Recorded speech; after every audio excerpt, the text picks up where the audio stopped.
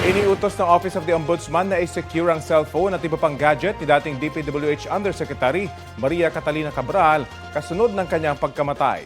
Sabi ng Ombudsman, ita-turn over sana ang mga gamit sa mga investigador. Ayon sa Benguet Police, nasa pamilya ni Cabral ngayon ang kanyang mga gamit.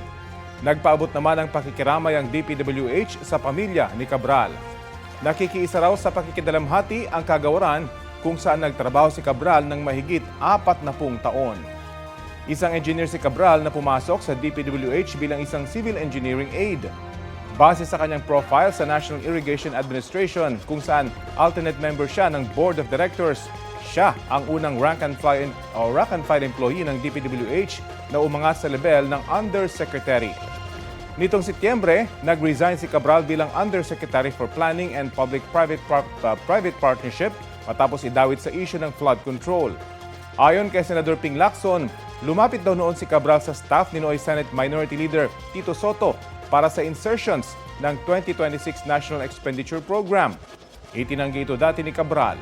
Kabilang si Cabral sa mga personalidad na inirekomenda ng Independent Commission for Infrastructure na makasuhan kaugnay sa mga questionabling flood control projects sa Bukawe, Plaridel at Hagonoy sa Bulacan.